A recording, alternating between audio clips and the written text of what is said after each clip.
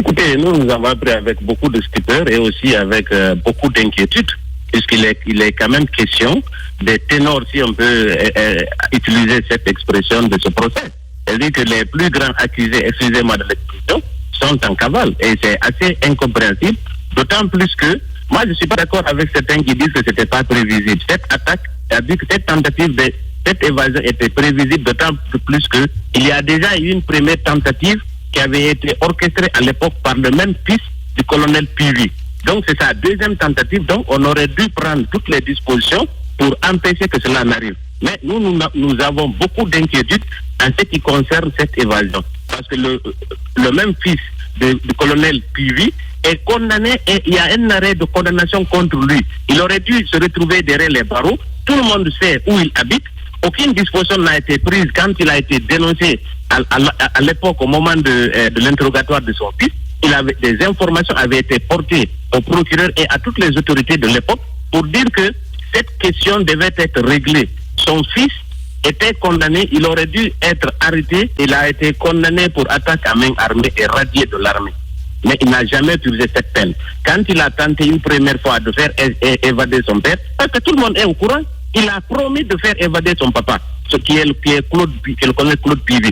Aucune disposition n'a été prise, donc aujourd'hui qu'on ne dise pas qu'on n'était pas informé qu'il y avait une possible tentative d'évasion. Si aucune disposition n'a été prise, c'est la responsabilité de l'État de ramener tous ces accusés, parce que ce n'est pas rassurant pour ce qui est, en tout cas du côté des victimes, encore moins de leurs avocats, parce qu'il n'y a aucune protection, contrairement à ce que le ministre a indiqué aujourd'hui. Il y a une loi qui a été prise, mais est-ce que cette loi a été mise en application? Le décret d'application de la loi portant protection des personnes à risque et des victimes, il n'y a jamais eu un décret d'application, raison pour laquelle il n'y a pas de disposition concrète en ce qui concerne les victimes pour leur protection. Donc nous demandons que ces dispositions-là soient prises pour que les victimes se sentent rassurées pour aller à ce procès. Autrement, je pense qu'il ne faut pas s'étonner que les victimes restent en tout cas tirées chez elles, pendant que cette situation ne soit réglée. Et je pense que Moussa Dadis Camara est fidèle à lui-même, contrairement à ce qu'il avait indiqué vouloir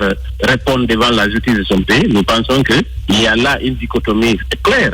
Donc, nous pensons que tout ce qui lui est reproché est finalement avéré autrement. Il devait attendre quand même que son procès se termine. Mais, dans tous les cas, nous attendons une réaction forte du gouvernement, parce qu'il revient à l'État de ramener ces détenus-là à la maison d'arrêt.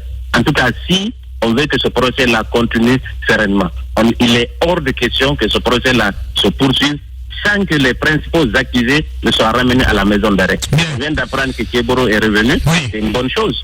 On déterminera dans quelles conditions il est revenu à la maison d'arrêt. Et nous espérons que surtout, que des dispositions soient maintenant prises. Et tous les intervenants dans cette affaire. J'ai entendu le ministre parler de la protection des magistrats, des victimes, mais il n'a jamais fait cas des avocats.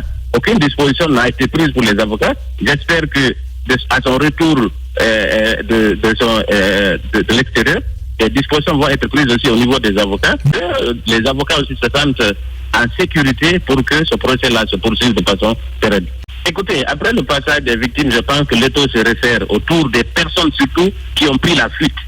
Parce que tous les témoignages, toutes les victimes qui ont comparé à cette base ont indexé directement la plupart de ces accusés qui ont pris la fuite. Donc, la présence prochaine des témoins à cette barre ne pourrait que conforter l'idée que c'est effectivement le cerveau moteur de ces massacres du 28 septembre. Donc, il peut y avoir un lien et nous ne sommes pas surpris que ces gens-là prennent la cavale.